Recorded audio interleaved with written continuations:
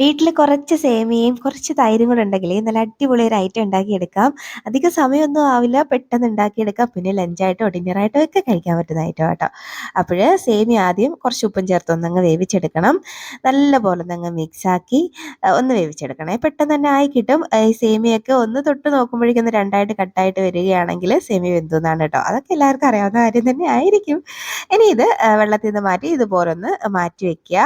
ഇനി ഒരു ബൗളിൽ എടുത്ത് വെക്കുക. അതിനകത്തോട്ട് നമ്മൾ ഈ പിന്നെ ഊറ്റി വെച്ചേക്കുന്ന സേമിയ ചേർത്ത് കൊടുക്കാം. ഇനി അതിലേക്ക് ഞാൻ 2 കപ്പോളം പുളിയില്ലാത്ത തൈര് ചേർക്കുന്നുണ്ട്. ഇനി എല്ലാം കൂടെ ഒന്ന് നല്ലപോലെ അങ്ങ് മിക്സാക്കി എടുക്കണം. ആവശ്യത്തിന് ഉപ്പും കൂടെ ഈ സമയത്ത് ചേർത്തിട്ട് നല്ലപോലെ മിക്സാക്കിയാൽ മതിയാവും.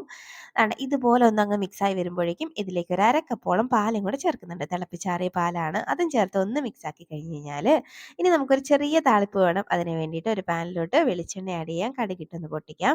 അതിലേക്ക് കുറച്ച് ഉഴുന്നും കൂടെ ചേർത്ത് കൊടുക്കുന്നുണ്ട്. ഒരു വറ്റൽമുളക് 2ആയിട്ട് കട്ട് ചെയ്തിട്ട് കൊടുക്കാം. ഇനി കുറച്ച് നമ്മുടെ കപ്പലണ്ടി ഉണ്ടല്ലോ, നിലക്കടല, അതും കൂടെ ചേർത്ത് ജസ്റ്റ് ഒന്ന് റോസ്റ്റായിട്ട് വരുമ്പോഴേക്കും അതിലേക്ക് ചെറിയ ഉള്ളി അരിഞ്ഞതും കൂടെ ചേർത്ത് കൊടുക്കാം. ചേർത്ത് അത് ഒന്നങ്ങ് വഴണ്ട് വരുമ്പോഴേക്കും നമുക്ക് ചൂടോടെ തന്നെ ഈ താളിപ്പെടുത്ത് നമ്മുടെ ആ ഒരു സേമിയയുടെ മിക്സിലോട്ട് ഒഴിച്ചു കൊടുക്കാം. പിന്നെ ആഡംബരത്തിന് കുറച്ച് മല്ലിയിലയും പിന്നെ കുറച്ച് പൈനാപ്പിൾ അരിഞ്ഞത്, പൈനാപ്പിൾ തന്നെ വേണമെന്നില്ല, ഏത് ഫ്രൂട്ട്സ് ചേർത്താലും മതി. ഇനിയിപ്പോൾ ഇതില്ലേലും കുഴപ്പമില്ല. ചേർത്ത് കഴിഞ്ഞാൽ നല്ല അടിപൊളി ഒരു തൈര് സേമിയ റെഡി ആയിട്ടുണ്ട്. കണ്ടോ, നല്ല അടിപൊളി ടേസ്റ്റാണ്. ബ്രേക്ക്ഫാസ്റ്റ് ആയിട്ടോ, ഡിന്നറായിട്ടോ, ലഞ്ചായിട്ടോ ഒക്കെ കഴിക്കാൻ നല്ല ടേസ്റ്റിയാണ്, നല്ല ഹെൽത്തിയാണ്.